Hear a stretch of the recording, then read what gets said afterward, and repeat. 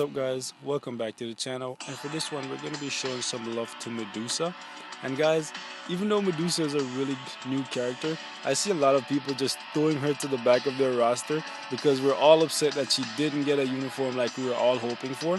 But to me, she's still a really good character, even though she's not as good as I was hoping she was going to be for being such an iconic character. But I think her skills animate really nicely, and overall her kit is actually really powerful.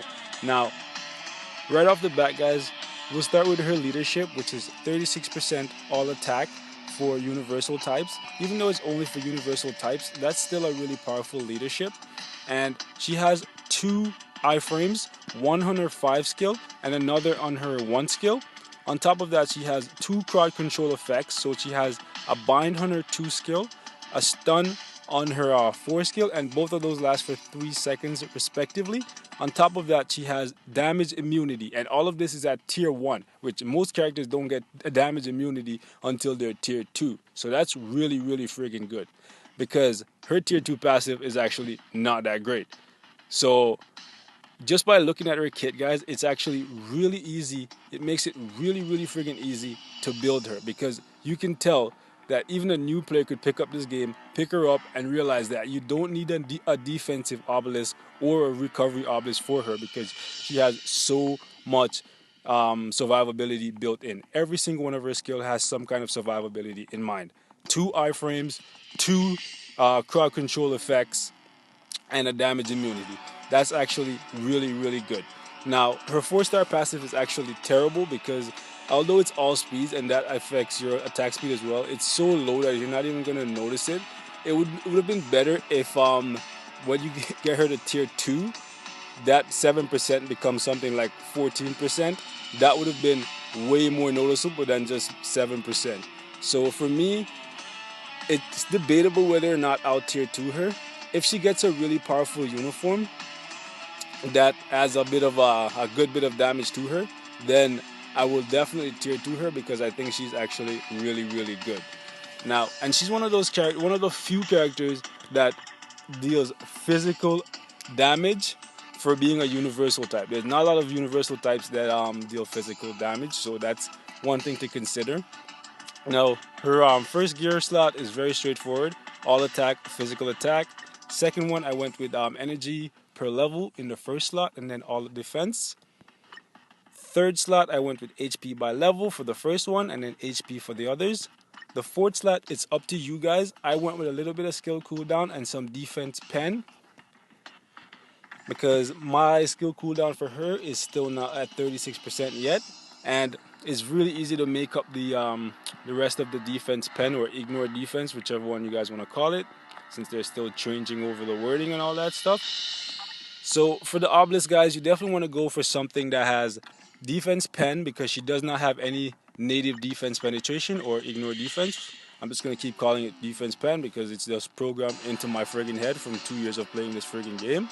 So you definitely want to go with something like defense pen, crit rate or crit damage in the second slot, and then increased damage for one time on the proc for the obelisk.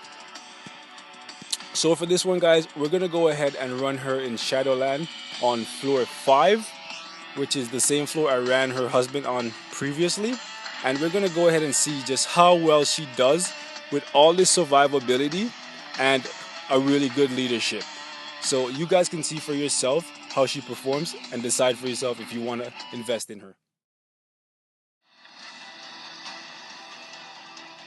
Alright guys, so for me, I like to open with the 5 skill, since that's a full iframe and her highest damage dealing skill. And then from there, I like to go into her immunity, or so-called immunity, because in this specific stage right here, Ghost Rider deals dot damage, and any character that deals dot damage will still hit you, even if you're in your friggin' immunity when they cast their skill. Which makes no sense to me that he can somehow hit me, even though he doesn't have any skill that's supposed to make him go past immunity. Like, it's actually really annoying, and I'm not sure why the game was designed that way, because as you guys can see right there, you can go back a few seconds and watch, and you'll see that he started hitting me while I was still in my immunity. Like it's actually really really stupid and really annoying. Like obviously I'm still gonna be able to solo this quite comfortably, but the fact of the matter is, he shouldn't be friggin' dealing damage to me without a skill that allows him to go past damage immunity. Like what? Then what is the point of those skills?